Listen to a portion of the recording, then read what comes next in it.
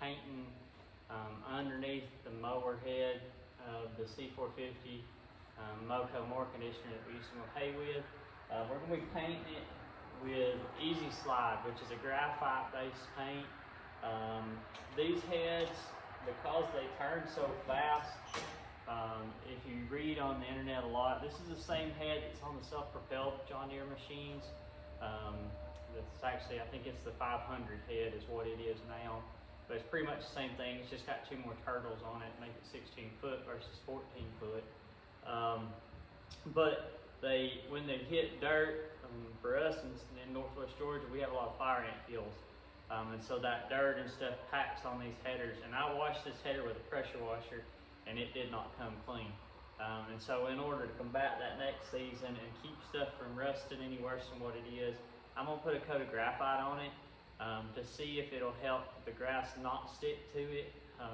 Whenever you're cutting the grass and stuff with these machines too, grass produces a natural wax, and it'll become sticky underneath to make it stick to everything. So we're gonna paint all the head, all the rollers, and then on the output side of the machine, the foreman section for the fans on the back. I've got some guards off of it up in here to wash out, but I haven't got them out here in the barn, so I'll paint them another day. So just something, it's finally warmed up enough that we can get out here and work in the shed and not be freezing our butts off. So I decided I was going to try to knock this out, at least get 1 coat on it tonight. And then we'll talk about a little later on, kind of give a short review.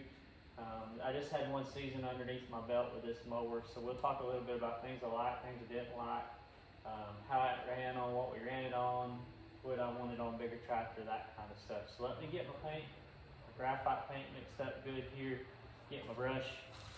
We'll practice our Bob Ross, the painter guy, and see how well we do, and we can go from there. So let me get started and we'll get out.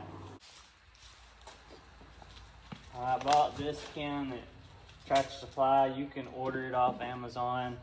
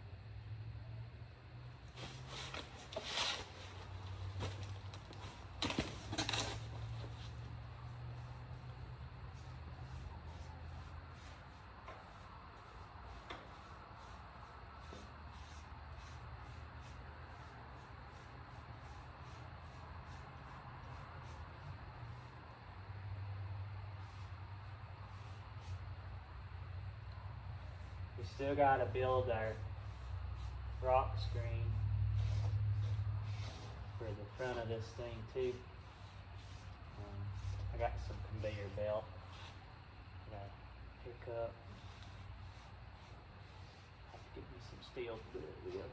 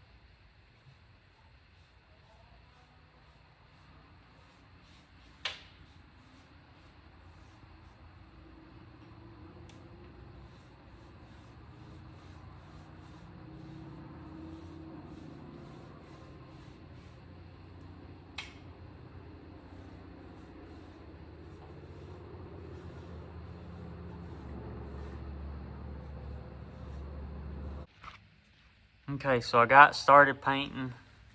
Get my light here so you can see. I got the front side almost half the rollers.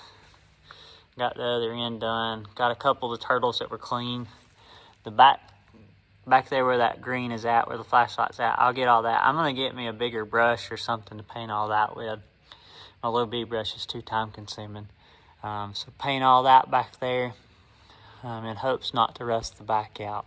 All right, so kind of want to end the video a little bit talking about this mower.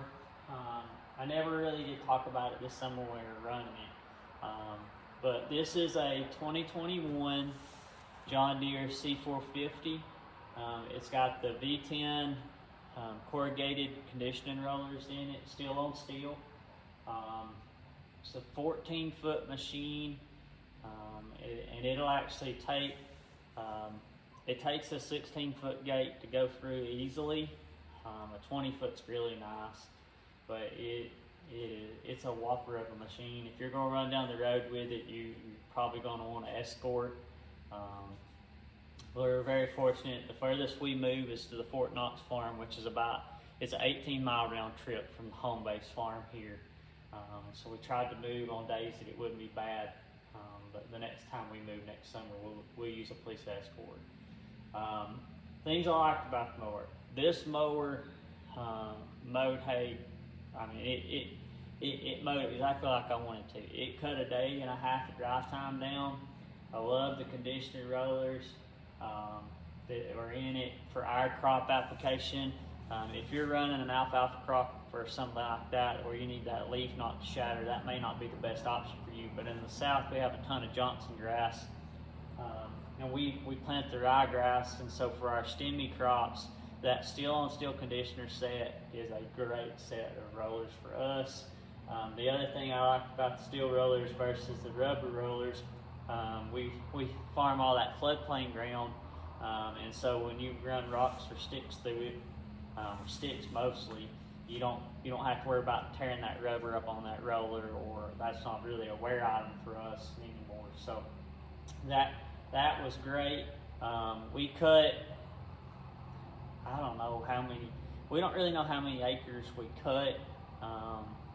It's hard to tell, but I would say we cut probably 120, maybe 150 acres of hay this summer with this machine.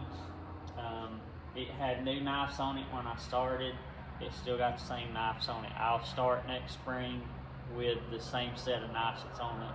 I won't turn them until after I make the first cut through the field, so if we find any trash or anything. We pulled this mower with 4440 John Deere. In most situations, that tractor pulled the mower. It pulled it well. I think a book calls for this mower to have 150 horsepower on PTO. The 4440 don't have any fuel turned to it or anything, so it's underpowered. But if I was going to run this mower in thick hay, now we cut some hay that's in the 5 to 7 bale to the acre range in round bales and 4x5s.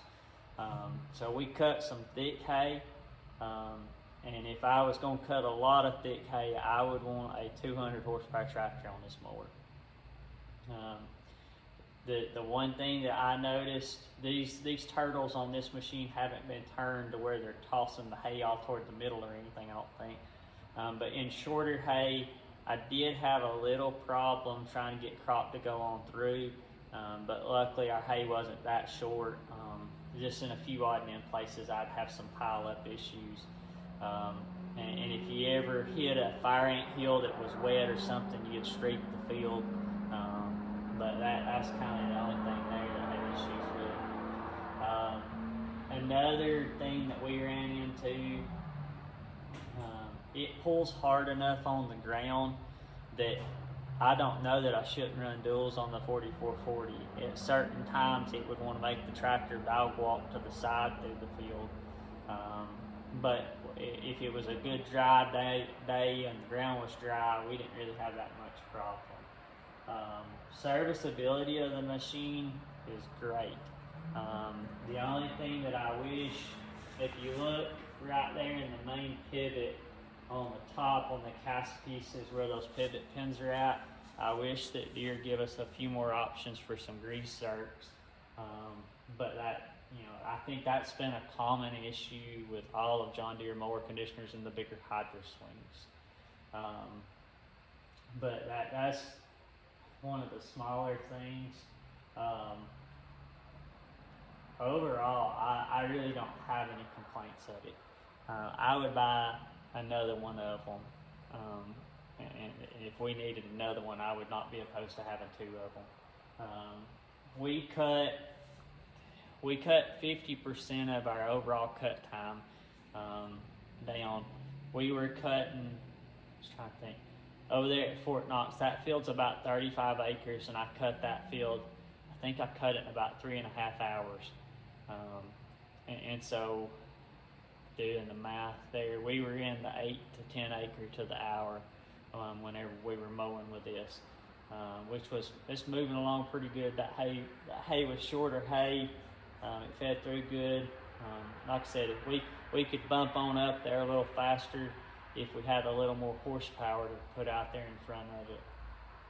But for the tractor and stuff, we were about all we could do there at the 8 to 10 acre to the acre time frame. I don't really, like I said, I don't really have any complaints. I look forward to what 25 is going to be like with it. I'm excited. I'm ready to get back out in the field. So just a little bit of a review on it. I'm going to keep painting on this, get it all put back together and get ready to go.